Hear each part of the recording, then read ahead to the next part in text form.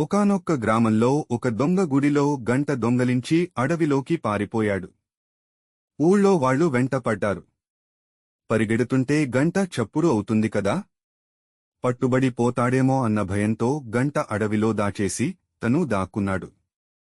దొంగ దొరకకపోతే ఊళ్ళో వాళ్లు తిరిగి వెళ్లిపోయారు. మళ్లీ గంటతో పాట్లు ఎవరు పడతారు అనుకుని దొంగ కూడా గంటని అడవిలో వదిలేశాడు. కాలక్రమేణా ఈ సంఘటన అందరూ మర్చిపోయారు. ఒకరోజు సాయంత్రం పూట హఠాత్తుగా గంట మోగడం మొదలెట్టింది. అడవిలోంచి గంట చప్పుడు గ్రామంలో వినిపించింది. గ్రామస్తులు అంతా భయపడ్డారు.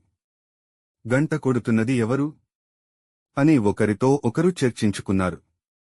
చివరికి సమాధానము తోచక అడవిలో ప్రేతాలు ఉన్నాయని, అవే గంట కొడుతున్నాయని ఒక ఆధారం లేని పుకారు మొదలయ్యింది. గ్రామంలో వాళ్లు భయపడి అడవి వైపు వెళ్లడం మానేశారు. కాని ఇది ఇబ్బందికరమైన విషయం.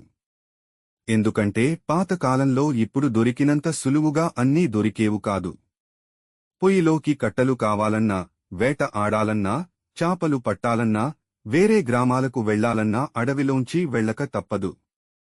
ఇలా గంట కొడుతున్న ప్రేతాలకు భయపడి అడవిలోకి వెళ్లకపోతే గ్రామస్తులకి ఇవన్నీ ఉండవు. అది ఇబ్బందే కదా. మాటిమాటికి గంట వినిపించడం ఒక సాధారణ విషయం అయిపోయింది. గంట మోగినప్పుడల్లా ఊళ్ళో వాళ్లకి చెప్పుకోలేనంత భయం. తట్టుకోలేక కొంతమంది గ్రామం వదిలి వెళ్లిపోయారు. ఒకరోజు గంట చప్పుడు వినిపిస్తుంటే ఒక అవ్వ, అసలు గంట ఎవరు కొడుతున్నారు? ప్రేతాలున్నాయంటే నేను నమ్మను అనుకుంది.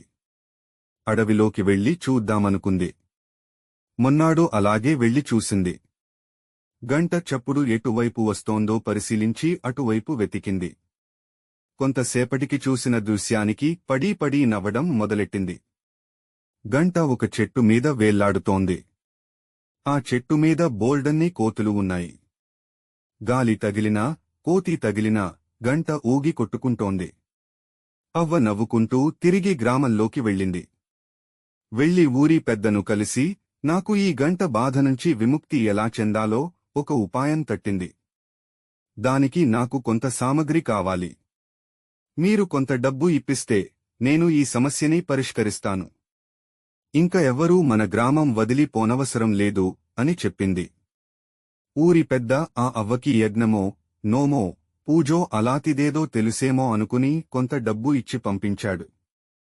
ఆవిడ ప్రయత్నం ఫలించాలని, ఊరికి మంచి జరగాలని దేవుడికి మొక్కుకున్నాడు. మొన్నాడు అవ్వ తన పెద్ద కొడుకుని వెంట పెట్టుకుని బజారులోకి వెళ్లి అరటి పళ్ళు, మామిడి పళ్ళు, వేరుశెనగ పల్లీలు కొనుక్కుంది. విషయం చూసిన వాళ్లంతా అవ్వ ఏ పూజ చేస్తుందో అనుకున్నారు. అవ్వ, తన కొడుకు, ఇద్దరు సామాను తీసుకుని అడవిలోకి వెళ్లారు. ఊళ్ళో వాళ్లు ఊపిరి బిగించుకుని అడవి అంచున ఎదురు చూశారు. అడవిలో అవ్వ కోతులకు పళ్ళు, పల్లీలు చూపించింది. అవి చూసిన కోతులు చెట్టు దిగి పళ్ళు తినడం మొదలెట్టాయి. చటుక్కున కుర్రాడు చెట్టు ఎక్కి గంట తీసుకుని దిగిపోయాడు. అవ్వ, కుర్రాడు గంటతో సహా తిరిగి ఊళ్ళోకి వచ్చారు.